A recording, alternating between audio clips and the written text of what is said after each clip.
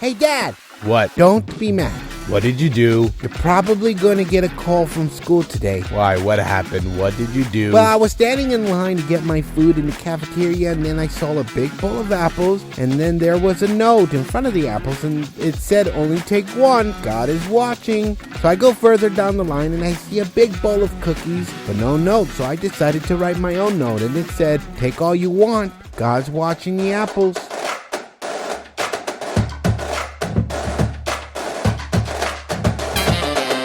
Out of place, we ain't caring about your feelings, yeah. Anytime, any place, you can feel it here. Steven Daniel out of space, so we clear the air. Any topic and it's safe, so just be prepared. Don't assume, keep it straight, we might keep it fair. Fuck the news, fuck a page, we gon' keep it real. If you tune in, then you sick for real. Fuck a Bluetooth, we took the red pill. Every image in the video, talk about it. Different views on the subject, we must talk about it. At the end of the day, we just talking, homie. Only me in the room, but it's like a party.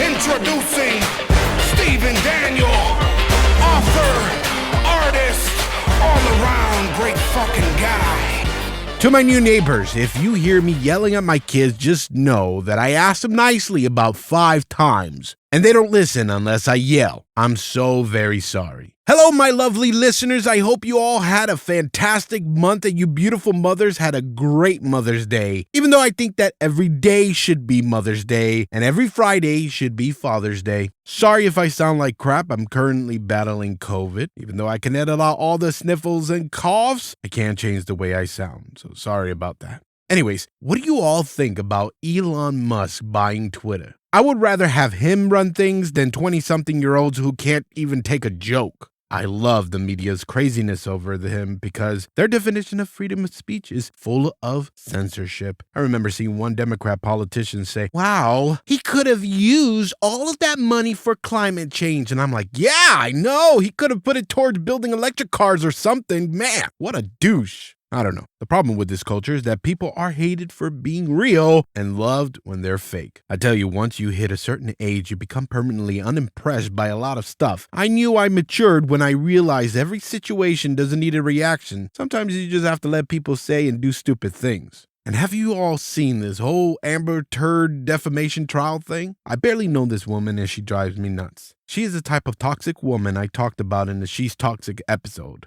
Ladies and gentlemen, I think it's time that we cancel Karen. From now on, instead of saying, stop acting like a Karen, I'm going to start saying, don't be an Amber. That's what I'm going to start saying. This trial is a weird circus. It's like Amber got her lawyers from Wish. This is how it is if you're not following the trial. Your Honor, I would like to present some evidence in the case against Mr. Det. I'll allow it. Mr. Det, is this you in the photo with Robert Downey Jr.?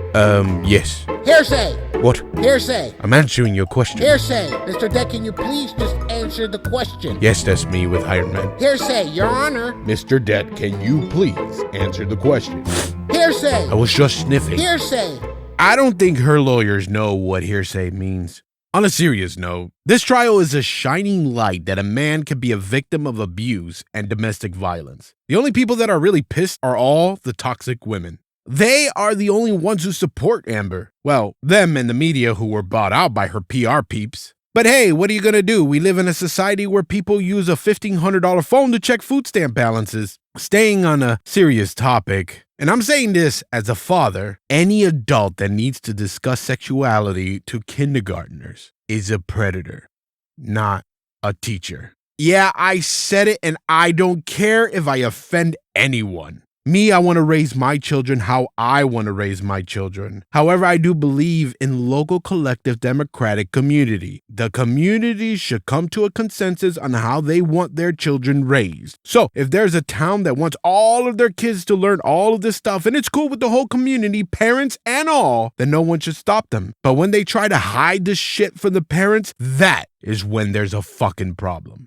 If you're a parent, who knows your child better than you do? Definitely not the teachers. So don't let those teachers mold them or try to teach them shit without your say. You mold them. It's your child. And speaking of children, this whole abortion thing is getting a little chaotic. I'm warning you folks that this is just going to get crazier. It's all planned chaos. How does a leak like that happen and then organized protests are ready to go next morning early with perfectly factory-made signs? Riots are coming back, I'm telling you. It's all about control. Because right now, those who are saying pro-choice has the power right now to make stuff happen, to protect abortions. But they won't. They will lie to you like the student debt forgiveness. They like power. They like telling you it's an old white man's fault. Listen to what Obama said in 2007 during his campaign. Well, the first thing I do as president is sign the Freedom of Choice Act. And now listen to him later on when he was president. Now,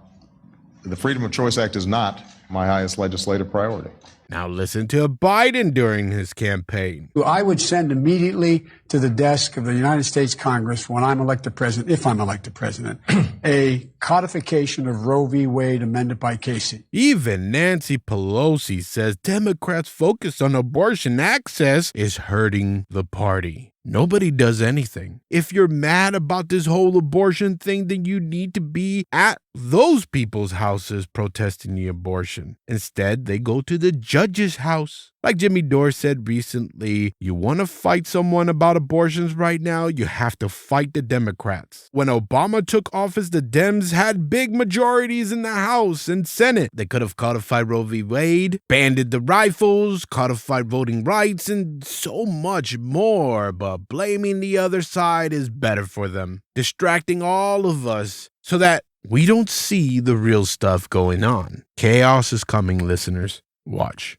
Anyways, let's move away from the serious venting to out-of-place updates, which is only a reminder. Next month, there will not be an episode. On the morning of June 11th, we are saying goodbye to California and driving cross-country to our new home in South Carolina. The next episode will be in July. Britt Nolan is going to be the main host for that month. We are going to celebrate our youngest birthday in July with family now that we're back in the East Coast. So during the time I would be working on the podcast, I will be in South Florida. I will be back for the August episode. And if any of you lovely listeners are in the Charleston area or know the area really well, follow the direct me link next to my name and send me tips and stuff, especially the best places to eat. The only one I know to do right now, which we reserve for Father's Day breakfast, is Poogan's Porch in Charleston. Let's get this episode started. I'm going to be talking about appreciating your kids when they're little because they grow up too fast. Britt talks about letting your animal instincts out in full swing. Sammy talks internet cores. Buffalo Bailey talks about some gunslingers. And Luna talks dating. Speaking of dating, I just want to say this real quick before I forget. On May 3rd, I went to Disney's California Adventure on my own to use up the park hopper tickets before the move. As I was waiting in line at the Spider-Man ride, I was looking at the many couples together in line. I started thinking how if you were single and wanted a Disney freak like yourself, you just have to go to Disney. I instantly thought of the perfect solution for people to find the perfect mate, to make dating easier. Now, if you're single, think of the type of person you want to date. Like, really think about that person. Then I want you to think what you would want that person to do in their free time. Here's what I mean. Let's say you're a woman and want a man who loves to go biking. Then all you have to do is join cycling groups and talk to the single men there. If you're a man and want a woman that loves Star Wars, go to Star Wars events like Star Wars Night in Disney. Because the problem that I see a lot of single people dealing with, especially women, is that they go to bars and clubs and then they get mad that they have an alcoholic simp pussy man. That's where you go to find those type of people. Want a drunk idiot for a partner? Go to a bar. I did it, listeners. I found the cheat code. You're welcome.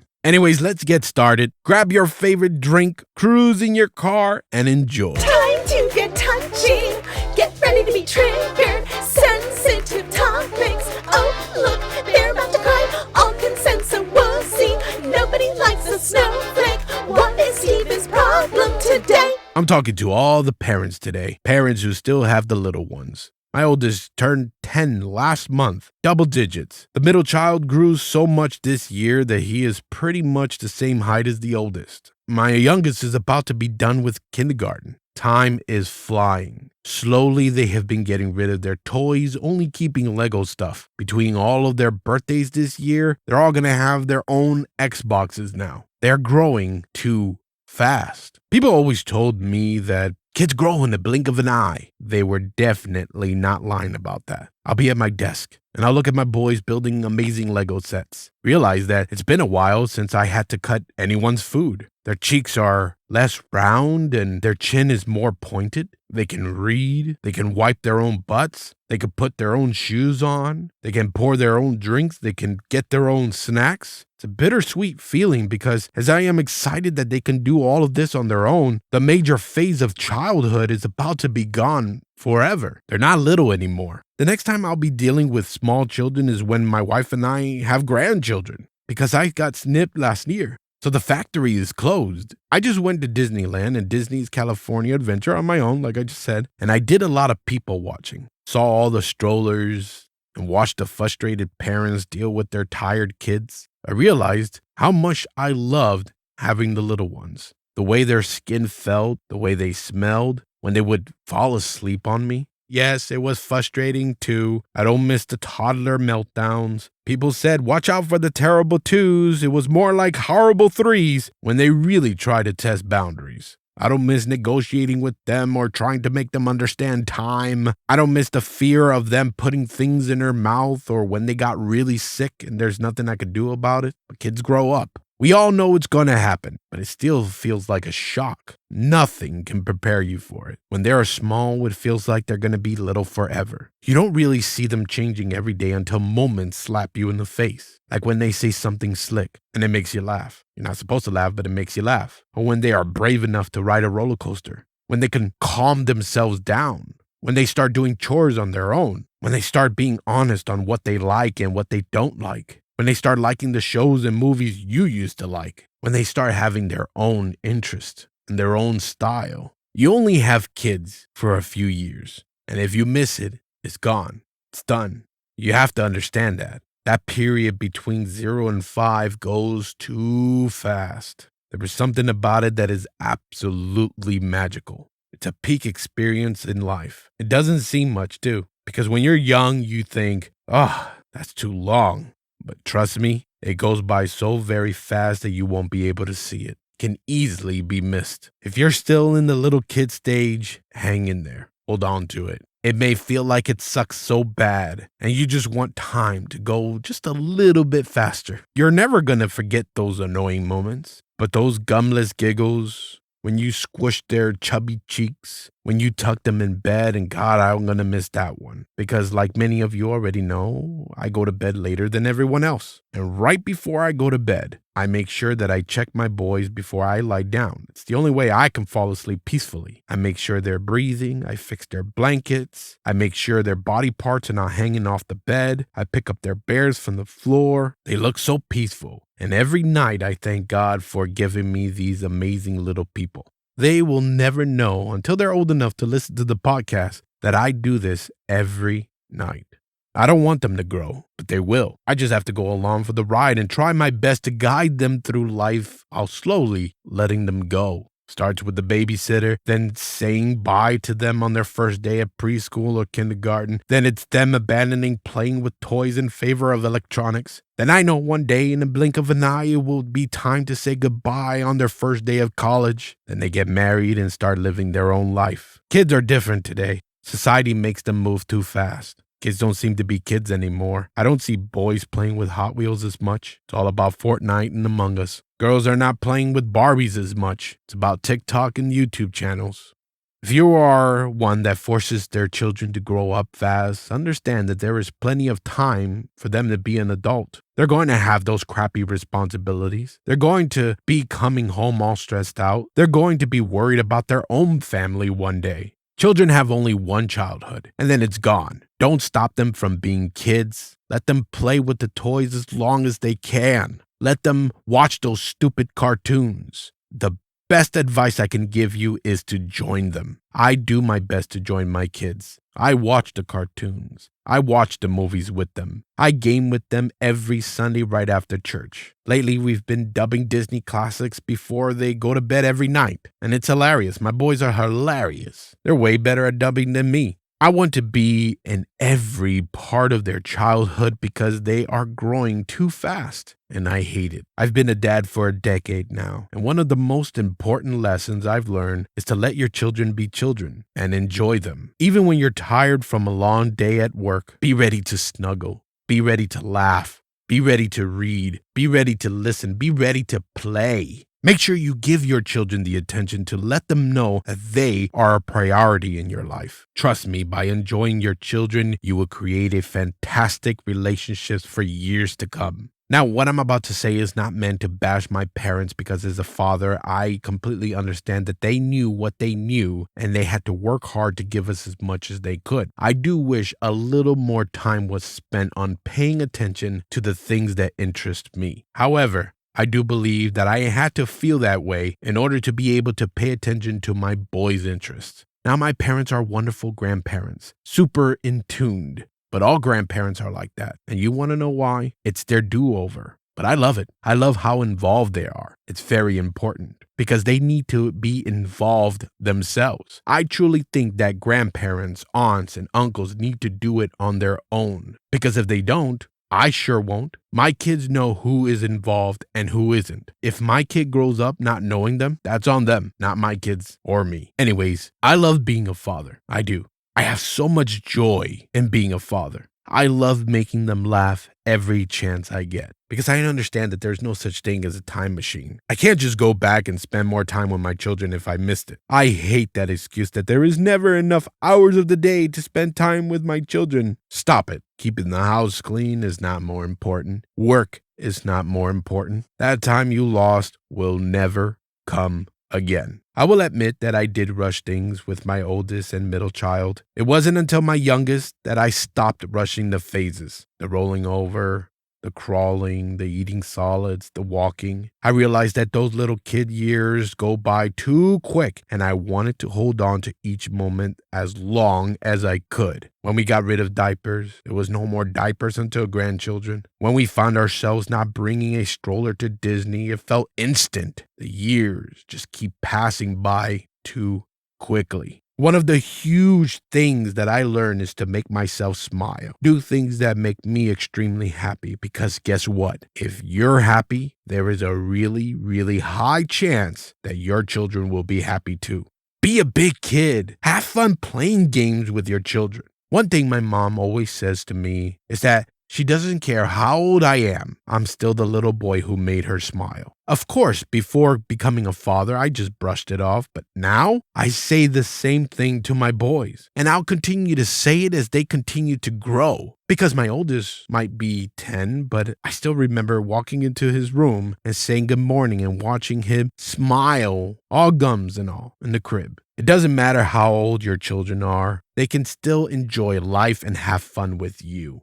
You know, the day that you're in your deathbed, I can guarantee that you're not going to be wishing you made more money or had the top of the line cars or a mansion. You're going to wish you had more moments with your children, with your family. Push the pause button on your busy life and start enjoying your children. Find out what they enjoy and join them. They like gaming, game with them. They like painting, paint with them. They like building Legos, build with them. They like watching movies, watch movies with them. Make a thing out of it. And at the same time, let them know your hobbies and the things that you like. You like baking? Let them bake with you. To wrap it up, remember these 7 things. And I'm talking to the listeners who are parents to the little ones. 1. Learn to enjoy being a parent. 2. Cherish the little things. 3. Play with your children. 4. Laugh with your children. 5. Don't focus and dwell on the small, unimportant things. 6. Don't take life too seriously. 7. Have family time on a regular basis. Parenting will always be hard. It's easy to miss out on things. Listen to the cliche one more time. They are only little ones. Stop the chaos that life brings at the front door. Don't even let it in. Learn to be present and enjoy your children.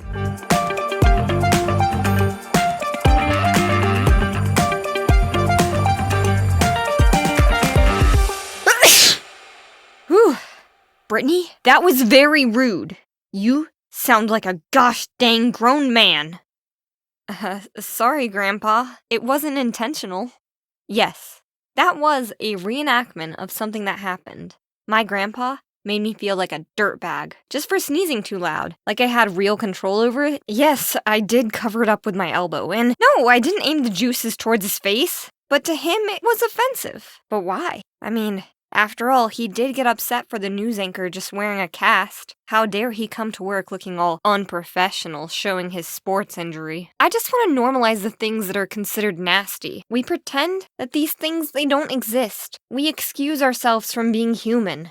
But what if we embrace them? Recently, I was in a state of mental exhaustion, and I yawned for the first time in ages. I can't even remember how long it was that I actually yawned, and it felt so good. And I don't even understand why I've been programmed to be so ashamed of yawning. I guess it started with middle school. I had a trig teacher that made the point to call out any student he saw yawning, and he considered yawning to be the utmost sign of disrespect. He would interrogate students as if they'd committed a crime, asking them, "Are you bored? Do you have something to prove? This isn't a flippin' movie. Do people actually yawn because they're bored?" I'd consider this behavior pretty involuntary, although I never gave myself this credit. I was yawning in my mouth. I'd be like, keep my lips closed. And I never really felt like how good it feels to yawn till last week. It was so liberating. Also, a yawn, it's substantially less distracting than a teacher ranting about how yawns are rude. Babies know how to do this from birth. It's just a sign of being tired or maybe needing to get more oxygen. Shit. Oh, that actually came out of nowhere. To be real, I actually engulfed a ton of pepper to reenact that sneeze, and now it's just made me kind of, nasally, so let me blow this out. I'm gonna do the next part that comes with a sneeze, The... Ugh. Exciting. Oh, I got a little bit more. Whew. All right. So, every day, children are getting shushed. Shh. And they're made to be embarrassed by things like this.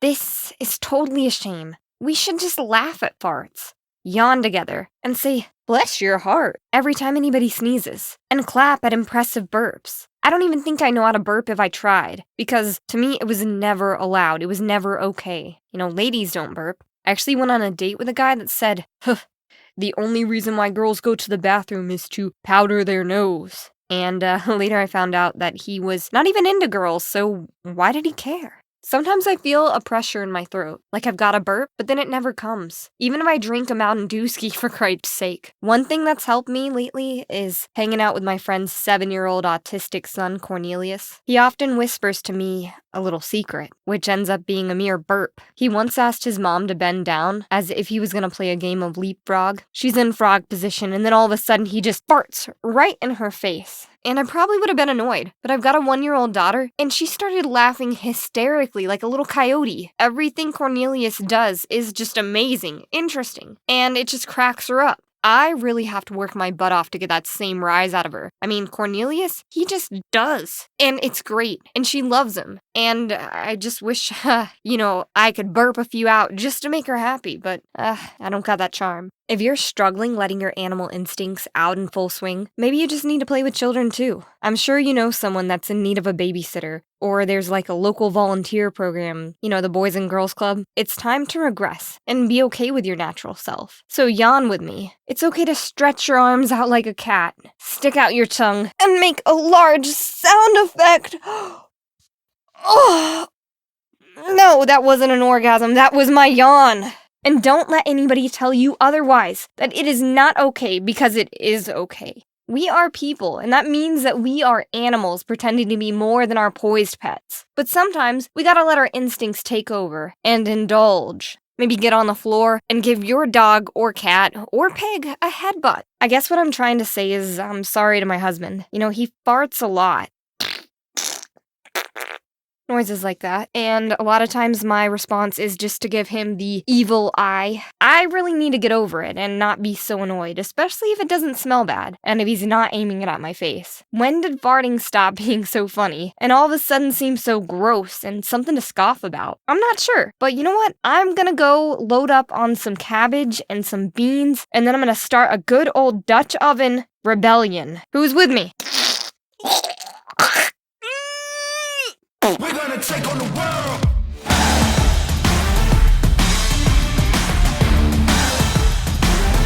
We're gonna take on the world.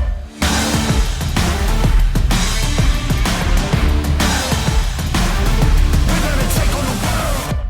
I'm Sammy, Sammy, the host of The Boombox, where we talk about music and their stories. Now, recently, I've seen a lot of people dive into the topic they call internet core. After taking a closer look, I found that most artists that make internet core music are indie musicians, and now you know I gotta talk about them. Never heard of it? Do you not know what it's like? Well, here is a pretty solid example. You remember your old computer in 2010 that had a CD reader and crashed when you tried to run Firefox?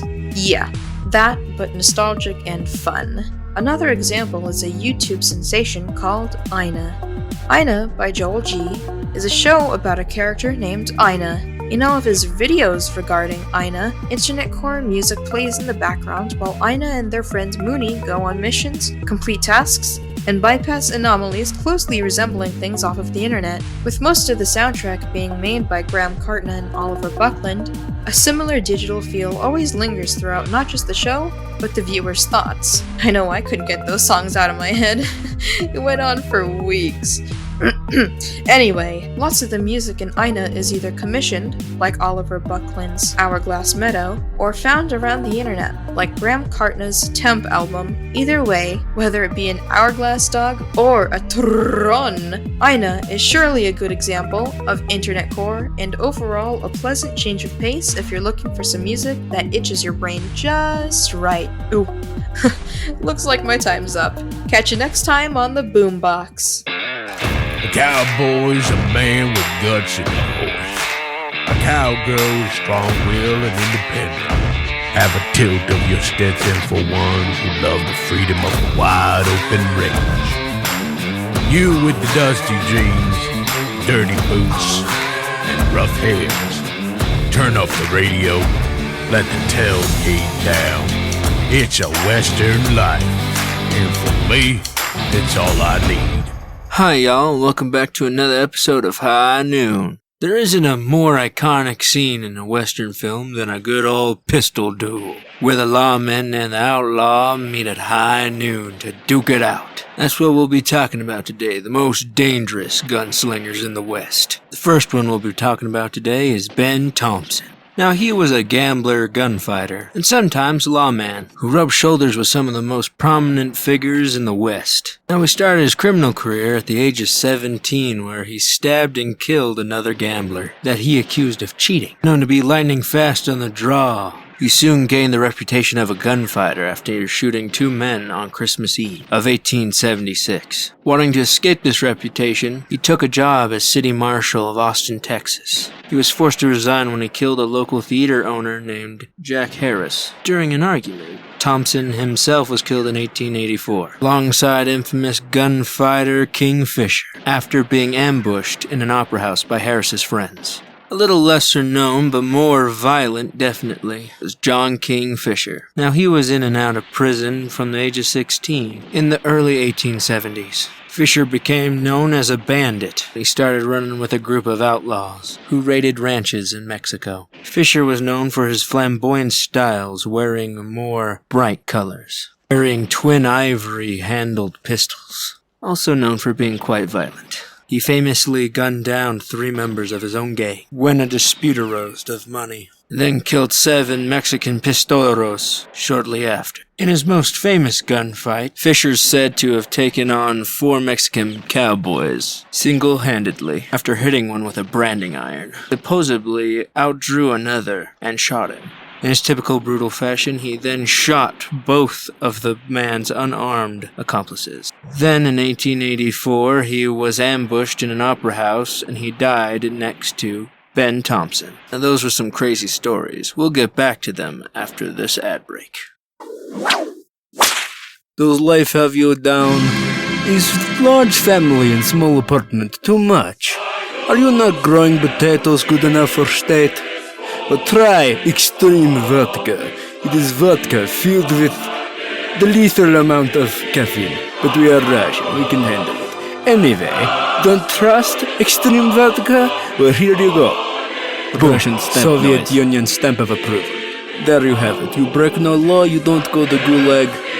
You can eat it with your borscht and live happy life with oversized family in tiny apartment. Anyway, this has been extreme vodka.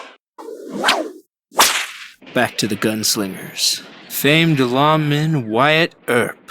Probably one of the most storied figures in the Wild West, he was also known as a very accomplished gunslinger, who was greatly feared by the bandits of his time.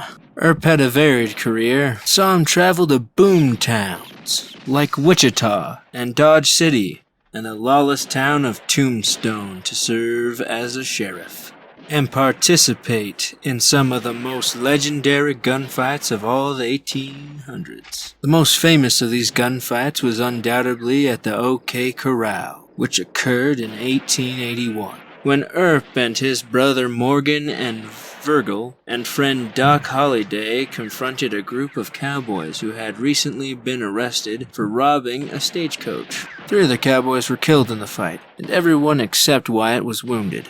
The gunfight caused a huge scandal, and friends of the cowboys soon retaliated by wounding one of his brothers and killing the other. Earp and Holliday then led a group of gunfighters on now what's known as their vendetta ride. Then they eventually killed several men connected to the murders before fleeing the territory. All told, Earp participated in many gunfights in his life, killing anywhere from 8 to 30 outlaws, depending on the source.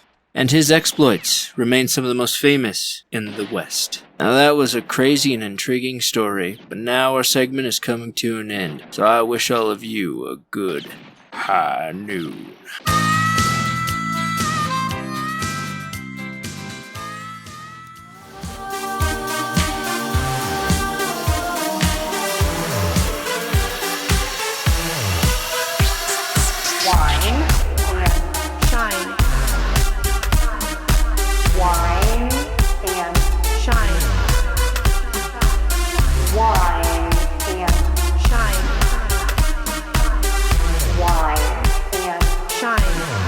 Hello, everyone, and welcome back to the Wine and Shine podcast. I am your host, Luna Wilson. So, this is my first official episode, and I am so ready to dive in and get started with you guys and talk about anything. Life from a woman's perspective. And I thought of a great topic, kind of a lighthearted topic for this first episode.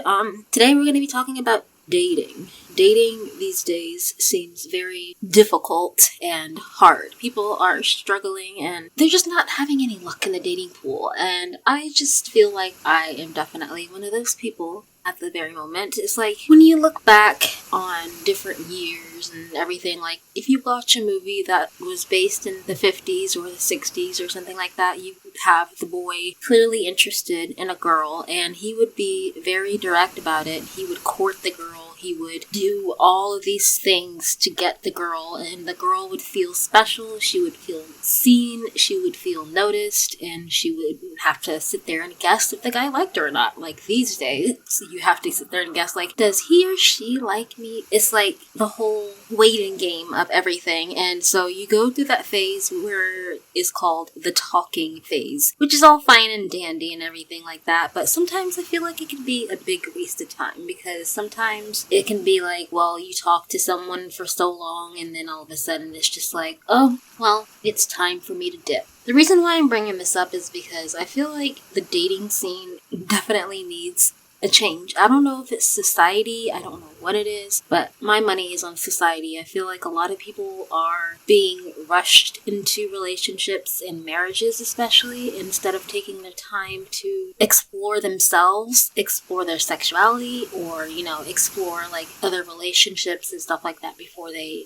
find the person that they want to settle down with. Because, believe it or not, it is important to find the right life partner. And as a woman, when you get on dating sites, especially Tinder, you always have those men who have those really cringy bios that say, oh, I'm 6'2", and you gotta have this, this, and that in order to be my girlfriend, or something like that, and you must do this, and you must do that. And, you know, I'm not bashing people about it. I don't give a fuck, because everybody has their own preferences, like I have my preferences. But I feel like sometimes people have too much of a high standard, and I know that's controversial, and I know that people want the best for themselves, but I feel like these days people just want to find perfection, and they want to find a perfin. What the fuck is a perfin? Yeah, okay, we'll go with perfin, y'all. That's a new slang word, perfin. They want to find their perfect person, and they want to be happy with them. And that's fine and dandy, but it's just like, okay, so you gotta have a supermodel body, you gotta have great hair, beautiful skin, or I don't know, something. Whatever checks off on a man's list of perfectionism into whatever it is that they're looking for. Like, I don't even know. It's just like, all I know is that Tinder is hands down one of the most funniest dating apps that I have ever been on. I don't really care too much about Tinder because I had a bad experience on there on multiple occasions, but dumb old me kept going back on there, and I'm like, why am I signing up for this app when I know it doesn't work? It doesn't work. There are some topics that I will get into about that in later episodes, but to keep the conversation light, I'm just going to talk about the hilarious dating and funny experiences that I've had on Tinder. I've had men message me and, they'll be like, well, hey baby, you're cute, nice smile, and then you're like, oh my god, wow. And so you message them back and you're like, oh, thank you, how are you, or something like that, and the conversation is normal up until a certain point, and then the guy's like, well, you want to meet up? And it's like, we've been talking for like 2 seconds, where do you want to meet? And they're like, at my house. I see on your Tinder profile you only live like 2 miles away from me, or something like that. And I'm like, no. And of course when you say that, they immediately, and I mean immediately, want to dip. They're like, okay, I'm gone. So I used to be really, really fragile about that. I used to be like a fragile ass bitch and be like, oh, I'm so offended, I'm so sad. But now I'm like, you know what? I don't want to fuck you, okay? That's my choice. I don't want to fuck you. If I haven't met you in my entire life and I don't know you, I'm not gonna fuck you. But more power to the people who do Tinder hookups, but personally I feel like that's a no-no, and it's just, no, Tinder is a hookup app. I had to learn that the hard way. Like, a lot of people would say, yeah, Tinder is a hookup app, and I feel like finding somebody on there to spend the rest of your life with is like a needle in a haystack. It's like, it doesn't come very often. You just really have to stay on there for however long and meet however many people in order to get to that person. And I just feel like with dating these days, people are afraid to commit. That's the problem that I'm seeing. Like, people are afraid to commit, people are afraid to be honest, people are afraid to just be their true, genuine selves. When I feel like being your genuine, true self is the best thing that you can be, period. Not just for dating, just in general. Just being your true, authentic self. And I feel like when we get into the dating game, we often lose ourselves into these fantasies of how we have to be and how we have to look and how we're perceived, instead of just finding someone who will accept us for who we are, flaws and all. Like, I once matched with a guy on Tinder, and I thought it was a universal match. I thought it was like fate or something like that. And then we met up in person, and of course when you meet with a person in person, offline, from online, I mean, you kind of have this perception in your head, like, okay, they look like this on their pictures, but when you meet them in person, of course, you're like, no, this isn't gonna work out, I don't think we mesh well. And I think that's all fine and everything, but it's like, always listen to your gut instinct and just don't settle, because sometimes I feel like I really wish I could go back and undo some things, but then again, if I did, I wouldn't be the person that I am behind this microphone without those hard lessons. I just feel like that goes back to what I was talking about earlier about settling and stuff like that. I just don't think that people should settle for just anything, and I don't think that we should be pressured by society to, find a partner. I feel like it'll happen when it happens, and I don't know how it's gonna happen. I don't even know. It's something that's just rather unexplainable. It's like a lot of people say, when you know, and I just go along with that, and I just believe in that. And personally, I just feel like going on Tinder, it's quite a fun experience sometimes, because you get these people who you don't know if they're serious or not. It's like they say off-the-wall things, and so, like I mentioned before, I used to be really fragile about some stuff, and now I have finally grown a pair of lady balls, as my best friend would say, and I just usually say the most off-wall thing to a guy, and I just be like,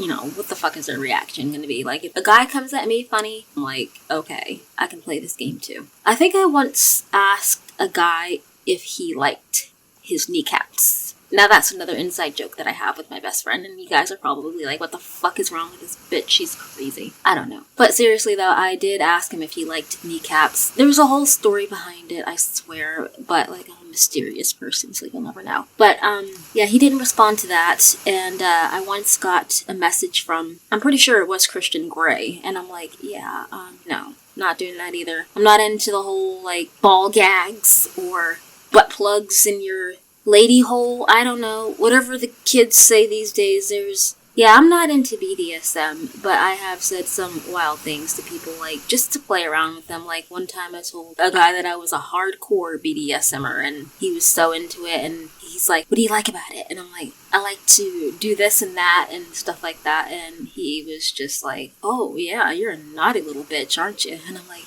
yes, I am. When I'm over here like, literally Cinderella or, some innocent person, because let's face it, I haven't had that many experiences in life, okay? Don't judge me. You guys have no right to judge me. I judge myself enough. But anyways, I'm like, what the fuck? And what is it with guys and pictures of them catching fish? It's like, what? Is that supposed to be attractive or something like that? Am I supposed to say, wow, that guy really knows how to go with fishing? Like, I don't understand. Like, it's really weird. But another thing that bothers me about the world of online dating is the safety aspect of everything. I hate to sound like your mother here, but be safe and be careful out there of who you meet and who you're talking to, and always make sure to meet in a public place. The guy that I met off Tinder before last summer, I met him at the park near my house, and the first red flag that I should have noticed about him is that when we were having a picnic in the park, he stole, and yes, you heard that correctly, he stole a cooler on his way to my house. And I was like, okay, and it had a whole bunch of alcohol and stuff in it, and we just sat there and drank it. Not gonna lie, the wine was pretty good, but I felt pretty dirty drinking it because it was somebody else's, and they were probably pretty damn pissed off and looking for their cooler full of alcohol. And I remember the second time I hung out with this man, and he came over to my house, and he brought over some, that seltzer beer that barely has any alcohol in it, like maybe like 5% at least, or 7 at the most, I guess. He drank so many of those, and he claimed that he was drunk. And he spent the night at my house, and I had to sleep in bed with a stranger. That was a little abnormal for me. But at that time, the person that I was in a very vulnerable place, a very lonely place, and I feel like that also plays into the whole dating thing is that nobody wants to be lonely, but never settle, especially when you see red flags from a person. Run. Like, just get out of there. Just don't do it. I mean, it's better to be alone and lonely than to be with the wrong person, or to be with a person who's just complete trash and treats you like garbage and doesn't respect you. The first sign of disrespect is a red flag. You really shouldn't have to deal with that, and I think that should be fair. And I just feel like this whole notion of being pressured by society to find love by a certain age is just ridiculous. And I think it gets people into a lot of trouble. And of course, people have their own minds and they can make up their own decisions and stuff like that. But I do feel like that's probably where a lot of the whole pressure comes from. But I just sometimes can't help but think or wish that, the dating scene was like the movies, where you would just meet a guy or a girl or whoever you're into, whoever your preference is in your love life, whoever you choose to love and fall in love with. I just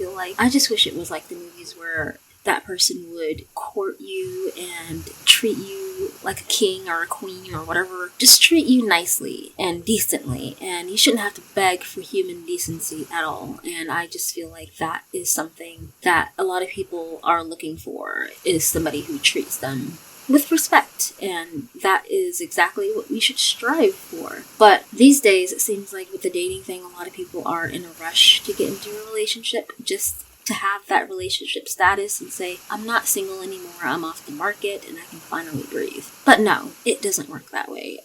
Before I joined Tinder, I was engaged for about 3 years or almost 3 years, and it was complete misery for me. I thought that person was going to be the person that I was going to marry. I thought that person was my soulmate and my best friend and everything, but looking back, it was a highly toxic relationship, and there were a lot of things that I wish that I had known then that I know now. And that's just a perfect example of, it's better to be alone than to be with the wrong person, than to be with somebody who compares you to other people or threatens to go find somebody else because they do certain things better than you. And yeah, this person used to really get on to me about blowjobs. Yes, I said that. This person would get mad at me because I didn't want to give blowjobs. Yeah. I lost my virginity to this person. Why the fuck not? I'm gonna say it. It's a podcast. Y'all can't see my face. And yes, I do say y'all a lot. I live in Texas, so don't judge me. But anyways, yes, I did lose my virginity to this person. And I don't regret that part because it was something that I wanted at the time. But I do wish sometimes that I had waited until I met somebody who was a lot more worthy of that kind of gift that I had to give somebody. And I honestly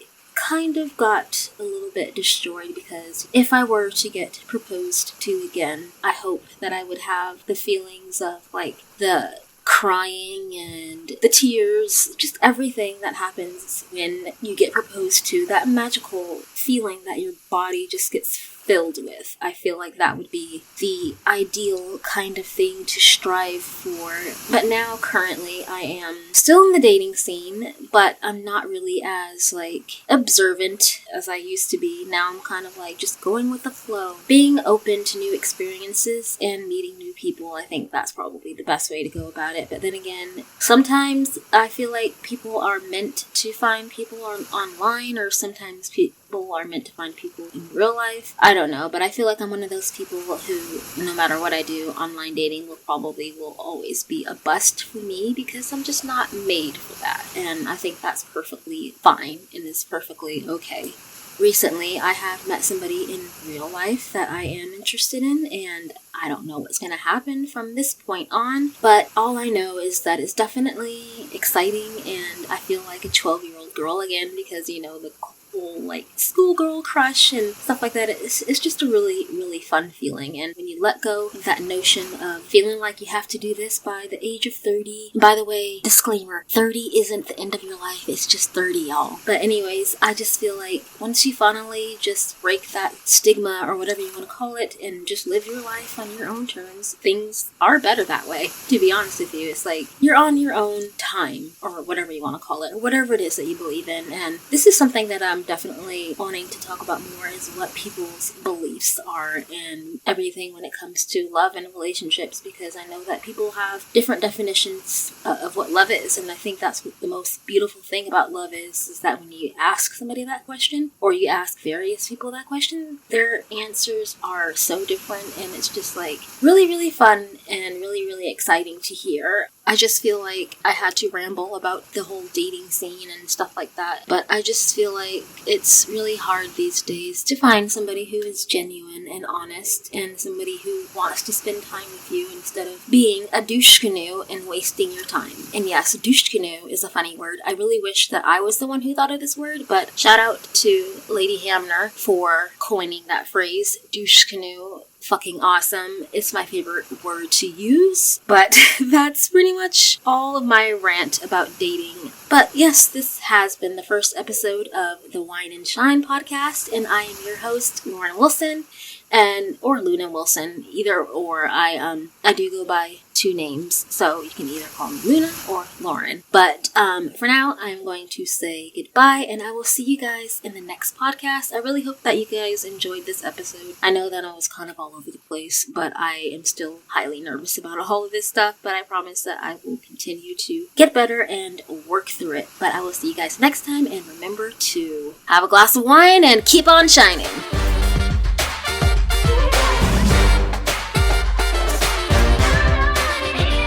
Thank you for listening to this episode. If you like what you've been hearing on the podcast, we invite you to submit a rating on wherever you're listening to this episode. If the app you're listening to this on doesn't have a rating system, then please leave a rating on iTunes. This helps the podcast so very much. Besides word of mouth, it is another way to potentially attract new listeners. The higher the rating, the more likely people will give this podcast a chance. So please make sure you rate us everywhere you listen to Out of Place. Please also show some love to our wonderful hosts. If you want to contact them, click the link right next to their name.